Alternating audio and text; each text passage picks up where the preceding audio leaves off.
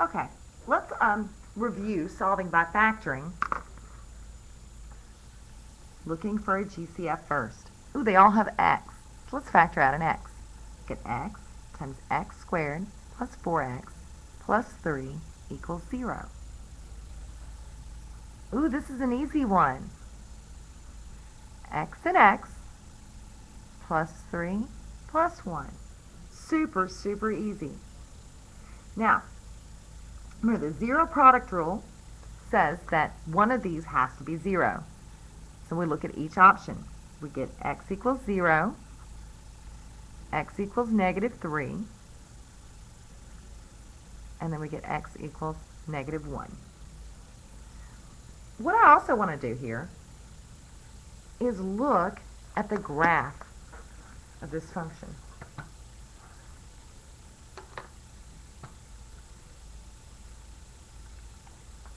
All right, so I'm going to put it in my calculator. Let's put the original, x cubed plus 4x squared plus 3x. And I want to look at my graph here. What are my zeros, my x-intercepts? Looks like -3, -1, and 0. Let's double check on the table. -3 gives me 0, -1 gives me 0, and 0 does. So these are not only our roots, they're the roots of the solutions to the equations, but they are also, from the graph, the zeros are 0, -3, and -1, which means that my x-intercepts are 0, 0, -3, 0, and -1, 0. Wonder if that could help me graph them faster.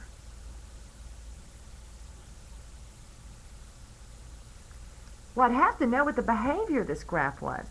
If I knew where their x-intercepts were, that's great, but I'd have to know what the behavior of this is. Now, this is a cubic, and it starts at the bottom and goes to the top. I wonder if all cubics do that. Let's look at a different one. The next one. Let's look at, actually, let's go in the backwards. Let's go for the graph first. Let's look at the graph of f of x equals x cubed minus 3x squared minus 10x plus 24. So let's look at the graph of this one. I wonder if it starts at the bottom and goes to the top. It was x cubed, I already got that there, minus 3x squared minus 10x plus 24. Graph. See what we got. Looks like -3, 2, and 4. And it did start at the bottom, and it went up, and it came back down, and then went back up again.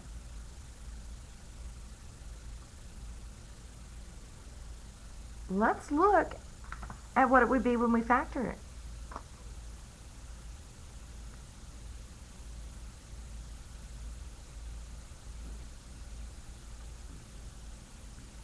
Well, this one wouldn't work, would it? I can't use the box to factor it. Let's try it. Could we have factored this one by hand? X cubed, -3x squared, -10x, and 24. X squared, x, so -3, so -10. Oh, -10 times -3 does not give me 24. It doesn't factor like that. But I wonder if knowing what my zeros were could help me go backwards. My zeros, when I looked at that calculator, I had negative 3, 2, and 4. So that means my roots are negative 3, 2, and 4. How would that make my factors look?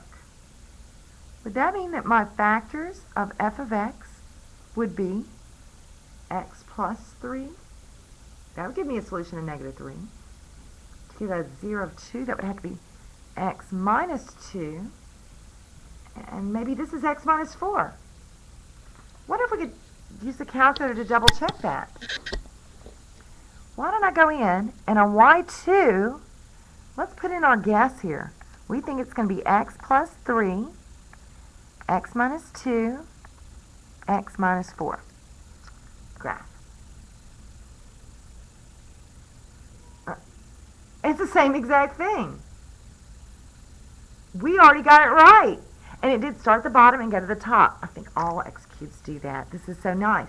Now let's try another one.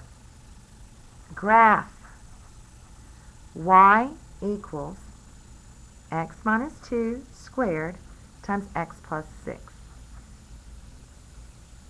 Now let's look at the graph. Y equals, now I need to clear them both out. And that one was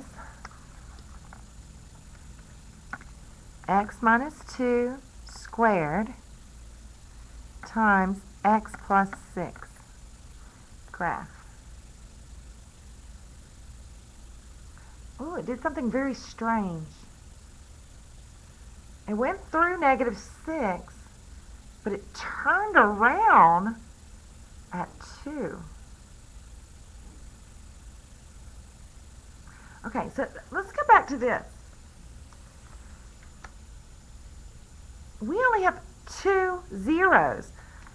Remember, our zeros are x-intercepts. Those mean the same thing. Our x-intercepts, we had negative 6,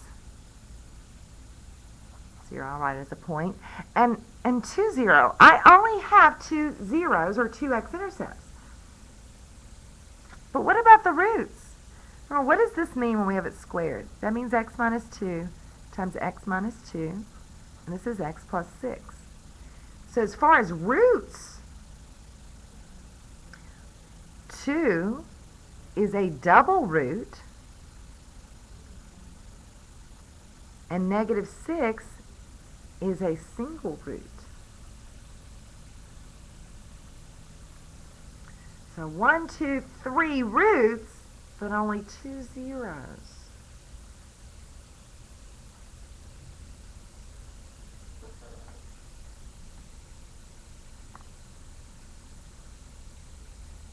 And that's because